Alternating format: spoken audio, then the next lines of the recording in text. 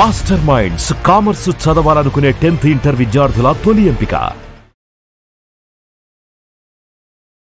నమస్కారం అమ్మా గారు. నమస్తే అమ్మా. మూల నక్షత్రం వారికి జూలై నుంచి డిసెంబర్ వరకు ఎలా ఉండబోతుంది అండ్ అలాగే మనం మాట్లాడుకుంటే 1, 2, 3, 4 పాదాల వారికి వారి యొక్క గుణగణాలు ఏ విధంగా ఉంటాయి, వారు ఎలాంటి జాగ్రత్తలు తీసుకోవాల్సిన అవసరం ఉందంటారు? తప్పకుండా అమ్మా. మూలా నక్షత్రము మూలా కుప్యత్ కేసరి పంచ అంటాము. అంటే కోపించినటువంటి ఆగ్రహ రూపంలో ఉండేటువంటి సింహము ఎలా అయితే ఉంటుందో ఆ ఆకృతిలోనే 5 నక్షత్ర తారలు మనకి ఆకాశంలో దర్శనమిస్తూ ఉంటాయి. దాన్నే మూలా నక్షత్రంగా మహర్షులు గుర్తించారు. దీనికి అధిదైవం నైరుతి అండి. అంటే మనకి దిక్కులో నైరుతి ఉంటుంది కదా, ఆ నైరుతి. అయితే మూలా నక్షత్రానికి అధిపతి కేతువు ధనస్సు రాశిలో సంచారం జరుగుతుంది కాబట్టి అధిపతి గురుడు అవుతారు. ఒకవేళ మూలా నక్షత్రమా నాది కాదా అనేటువంటి ఉద్దేశంలో నాకు డేట్ ఆఫ్ బర్త్ లేదనుకుంటున్నప్పుడు ఏ, యో, బా, బి అనేటువంటి అక్షరాల మీద మీ పేరు ప్రారంభమైతే తప్పకుండా మీది మూలా నక్షత్రంగా మీరు ఖరారు చేసుకోవచ్చు. 1వ పాదంలో జన్మించినటువంటి మూలా నక్షత్రం వాళ్ళ యొక్క తండ్రికి దోషం ఉంటుంది. తప్పకుండా ఈ ఎఫెక్ట్స్ అనేటువంటివి కనబడతాయండి.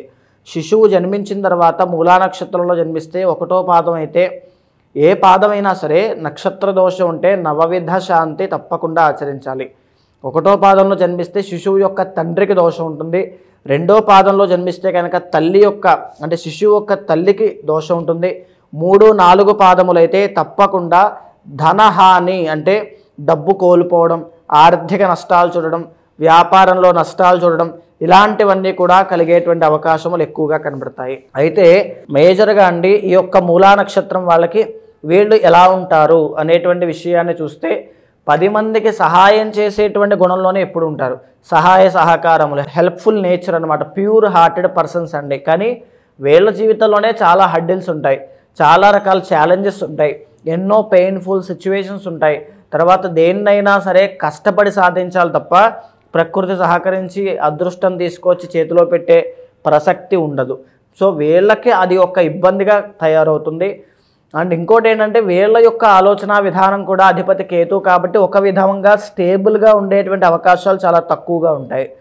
జీవితంలో ఒక్కసారిగా పైకి వెళ్ళి మళ్ళీ కిందకి పడేటువంటి అవకాశాలు కూడా జీవితంలో ఉంటాయండి. బౌన్స్ బ్యాక్ మూమెంట్స్ కూడా వీళ్ళు చూస్తారు, మళ్ళీ కింద నుంచి పైకి వెళ్తారు. సో వీళ్ళు మేజర్గా మూలా నక్షత్రం వాళ్ళు ఏ కుటుంబంలో జన్మించినా వాళ్ళే పెద్ద దిక్కు అవ్వడం, లేదా వాళ్ళే బాధ్యత తీసుకునే ఫ్యామిలీ పరంగా ఉండేటువంటి కష్టాలకి వాళ్ళే బాధ్యత అవ్వడం, వాళ్ళు ప్రధాన పాత్ర పోషించేటువంటి అవకాశాలు ఎక్కువగా ఉంటాయి.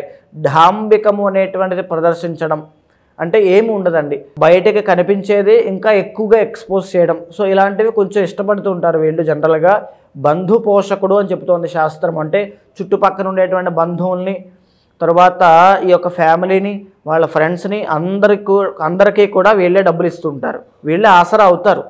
ఇంకా అది పెద్ద మనిషి అవ్వచ్చు, అవసరానికి వాడుకుంటున్నారు అనొచ్చు, ఏదైనా అనొచ్చు, వీళ్ళే డబ్బులు ఇవ్వాల్సినటువంటి పరిస్థితులు వస్తాయి. అభిమానవంతుడు అంటే చాలా సెల్ఫ్ రెస్పెక్ట్ ఉన్నటువంటి వ్యక్తి. ఏదైనా తనను తాను దూషిస్తే ఎవరైనా అస్సలు తట్టుకోడు. చాలా రకమైన కోపం కూడా అదే రకంగా వస్తుంది అని కూడా చెప్పచ్చు. అదేవిధంగా మంచి స్పిరిచువల్ పర్సన్స్ అండి. బయటికి మాత్రము ఇంకొక విధంగా పోర్ట్రే అయినా నాస్తికుడిగా ఉన్నా లోపల మాత్రం చాలా స్పిరిచువల్ పర్సన్. అంటే భగవంతుడికి అది ఏ డివోషన్ అయినా సరే రిలేటెడ్గా మన లోపల కనెక్టివిటీ అనేటువంటిది చాలా బాగుంటుంది. అంటే స్పిరిచువల్గా వీళ్ళు చాలా హైట్స్కి వెళ్తారు, చాలా మంచి రిజల్ట్స్ ఉంటాయి.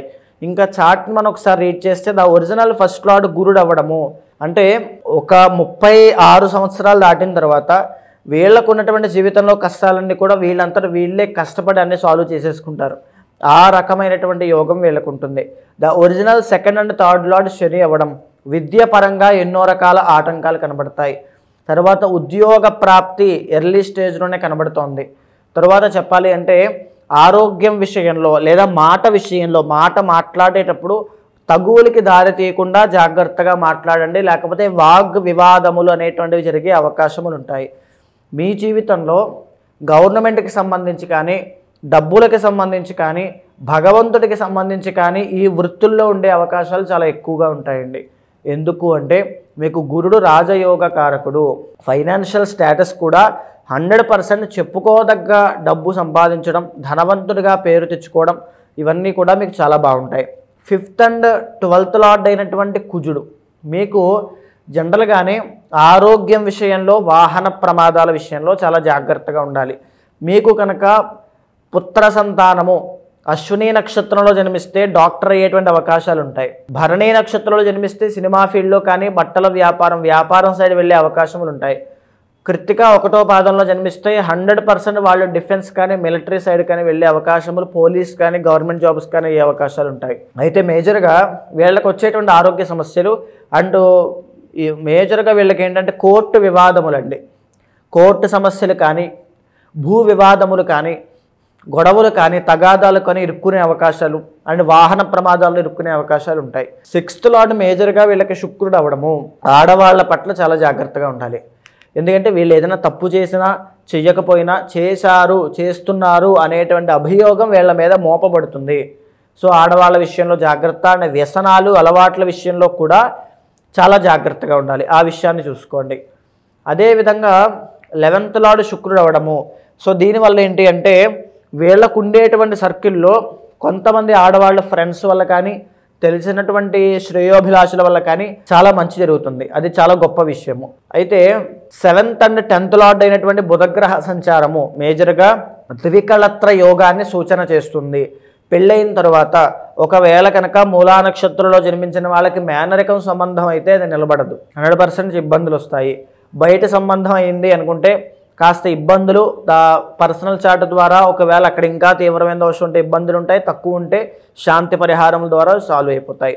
ఓవరాల్గా మ్యారిటల్ లైఫ్లో అయితే చాలా జాగ్రత్తగా ఉండాలి. మ్యారీడ్ లైఫ్లోకి వెళ్ళిన తర్వాత బిజినెస్లో నష్టాలు చూసే అవకాశం ఇవి కనబడతాయి.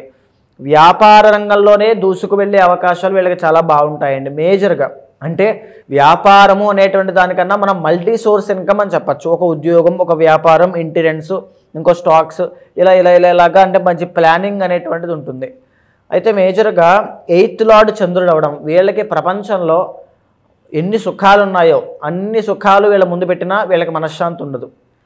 అంటే వీళ్ళ యొక్క ఆలోచన విధానం అలా ఉంటుంది.